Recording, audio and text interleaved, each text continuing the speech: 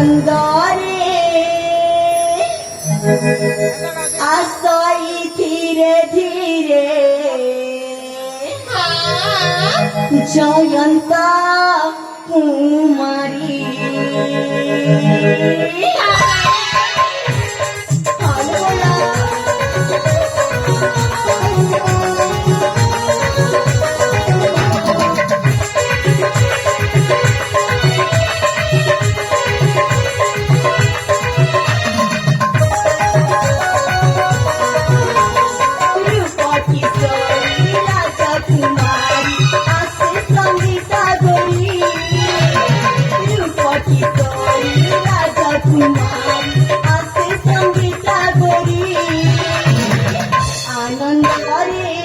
आसाई धीरे धीरे जगंता कुमारी आनंदारे आसाई धीरे धीरे जगंता कुमारी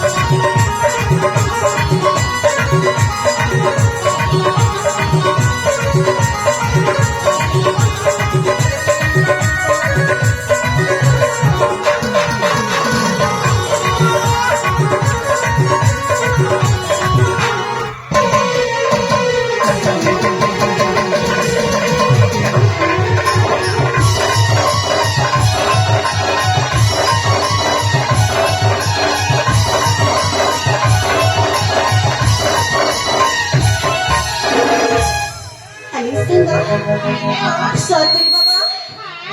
मत लाଗୁଛି ए सखी अब देखो ना बोला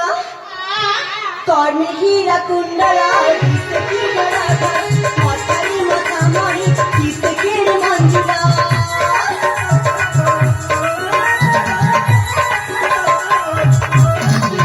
कौन हीरा कुंडला सखी धरा मतारी मता मणि सखी मंजुला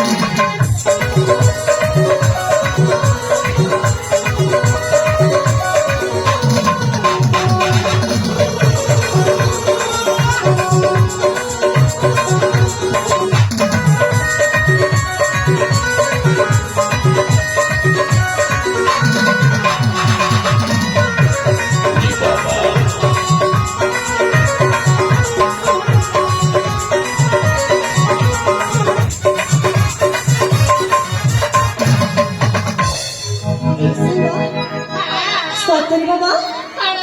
मत लगुच संगीता ए फुलवन को आसला परे कि बड़े बकर बकर बकर बकर बकर बकर हो जाउछि सखी एई मो सुंदरी सांग माने के जाने के चुपचाप रही जाइछंती सतरी बाबा तर काय केमती कुमसुम चकवा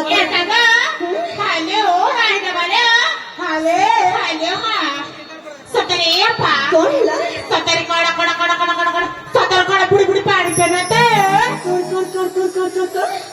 ए बोला बुड़ी बुड़ी पानी पीउछि माने अली संग हेलो पहिला देखी ए बुड़ी बुड़ी पानी पीबार था कौन बोला ए पा सेटा तुम आखी कोई दा बेले इमा ए ଏଇ ଚଗଲିଆ କି କଣ କେବେ କଥା କୁହେ ସାଙ୍ଗ ଆଇ ସତରେ ପା କହିଲା ତାହେଲେ ଶୁଣାଇଲେ କହିଲା ଏ ପା ହଁ ଟିପଲି ଭିତରେ ଗୋଲ ମାରୁଛ ପୁରୀ ପୁରୀ କରି କାଢିଛ ଜାଣେ ନା ତ ଜାଣେ ନା ତୁମ କଥା ଜାଣେ ନା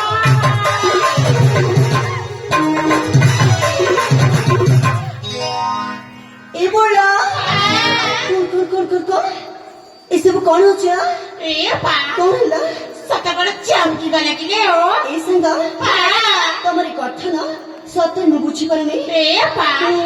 ସତର କଣ ବୁଝି ପାରିନି କି ଲେ ଓ ବାପରା ଏ ପା କଣ ହେଲା ଆଉ ଟିକେ ଅଛି ଲେ ଓ ତାହେଲେ ଶୀଘ୍ର ବୁଝାଅ ନା ଏ ପା ଜାଣେ ନା ଗো ଜାଣେ ନା ତୁମ କଥା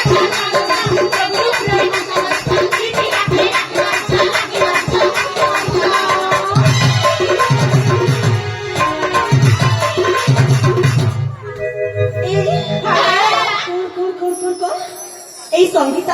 ଏଇ ସଙ୍ଗୀତା କଣ ଏମିତି ଛୁଆ ଏ ପା ଯେ ଏ ପୁଅ ମାନଙ୍କୁ ଦେଖିକି ଆଖି ମାରିବ ସତରେ ସେ ପୁଅଟା ଲେ ଓ ଏ ମୁଁ ଜମାରୁ ସେମିତି ନୁହେଁ ହେଲା ଏ ପା ତାହେଲେ ତ ଚମକୁଛ କାହିଁକି ଲେ ଓ ଏଇ ସାଙ୍ଗ ମୋ ବୟସ ଏମିତି ଆଉ ଏଇ ବୟସରେ ନା ଚମକିବାକୁ ଭାରି ଇଚ୍ଛା ହୁଏ ଏ ପା ସତରେ ତାହେଲେ ତମକୁ ଚମକିବାକୁ ଭାରି ଇଚ୍ଛା ନାହିଁ ବାପରା ଆଉ ଟିକେ ଅଛି ଲେ